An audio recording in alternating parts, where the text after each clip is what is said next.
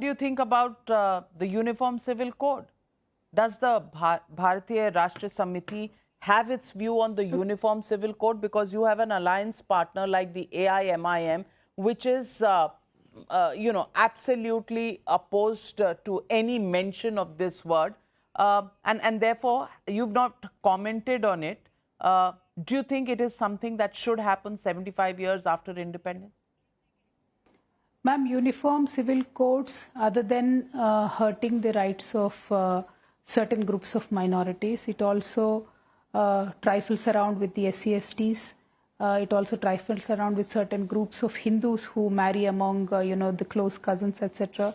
It talks about various issues in a very sweeping manner, which is not palatable to many, many groups in this country. So it is not just about Muslims or Christians, it is about various groups. Per se in South India, close cousins, get married within the family. And this particular bill talks about banning many practices like that. I've personally seen in, I think, almost all the 5 South Indian states, these marriages are there, which exist. And we are all Hindus. We are not Muslims or Christians or, somebody else. So when Uniform Civil Code comes with sweeping statements like that, it looks like SC/ST protections will be gone once Uniform Civil Code is implemented, especially for the tribals.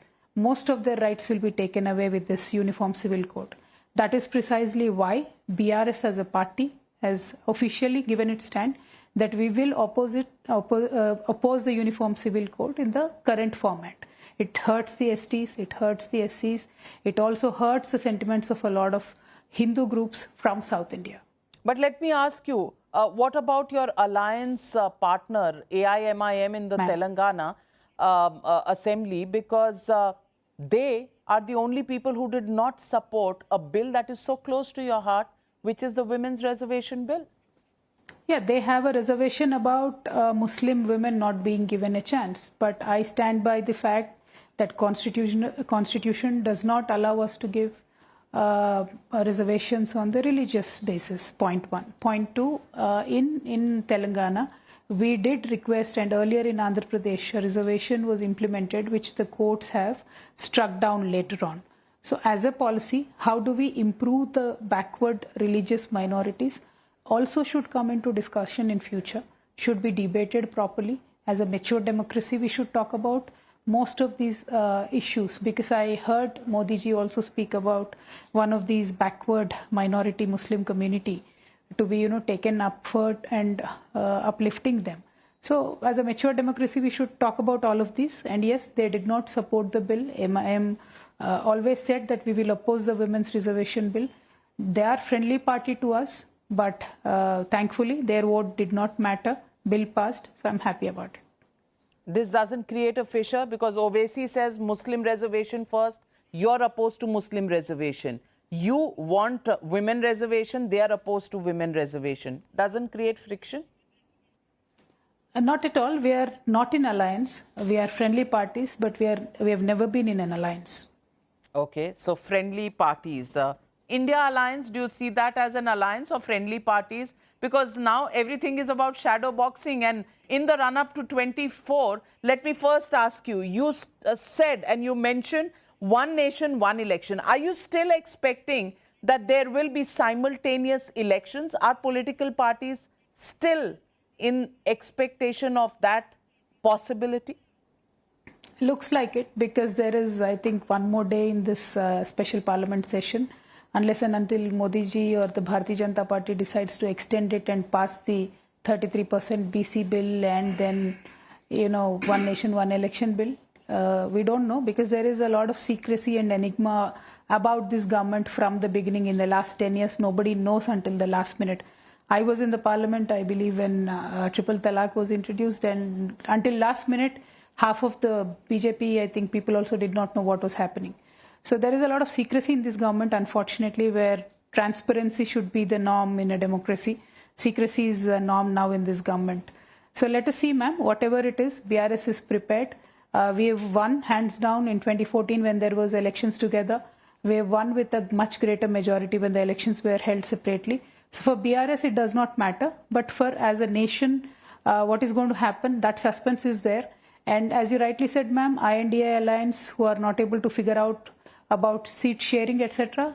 If one nation, one election is announced, it will be fun to watch, because in few states where Aam Aadmi Party and Congress will be loggerheads with each other, when CPI, CPM and TMC will be loggerheads with each other, how will they be a part of INDA alliance, and how will they then share the seats? That will be very interesting to watch. So that's why I said, if one nation, one election is announced, then there will be a lot of political changes, and INDA might not survive it, is what I personally believe. All right. And if that doesn't happen, what do you think will happen in 2024? As a politician, what's your prediction? Ma'am, I believe BJP is definitely losing ground in many, many states. But will it get voted out of power? Depends again on parties like BRS, YSRCP, Naveen Patnaik ji, Mamta ji. What we decide post-poll will make a lot of difference who forms the next government. Okay. So are you planning a third front post-poll with some of these parties and hoping other parties will join you? I believe it is time, ma'am. A third force should be given a chance. BJP was in power for last 10 years. Congress was in power. A third force now should come and play.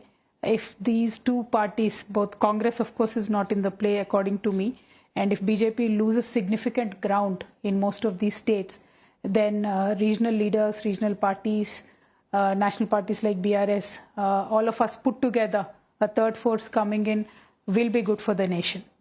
But how many seats do you give the Congress party at the rate at which Bharat Jodo Yatra has helped them? Maybe they're winning many states like Karnataka, Himachal Pradesh, and if they were to win a few states in the December elections, how many seats would you give the Congress party in 2024?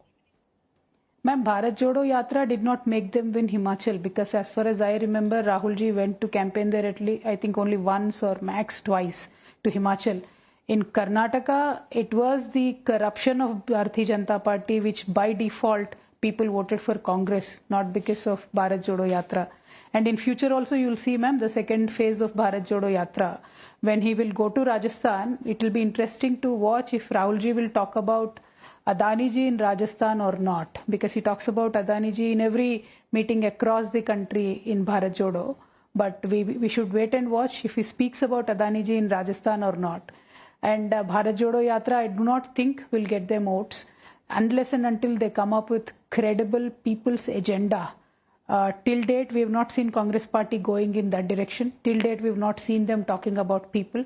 They only talk about, especially Sonia ma'am, when she came to attend a Congress rally yesterday here in Telangana, 2-3 days back, she says that my dream is to see Congress party to come to power in Telangana. She does not say my dream is to see Telangana people prosper, Telangana youth to prosper, my dream is to see that Telangana women prosper. No. Congress party top leadership says my dream is that Congress should come to power in Telangana. But we believe people should come to power wherever. People's agenda should be the priority. So unless and until Congress party starts thinking in that direction, I do not see their seats increasing, ma'am. Well, Kavitha, extremely feisty, extremely forthright, extremely frank. Kudos to you, more power to you and women like you out there. Thank you very much for joining me on Frankly Speaking.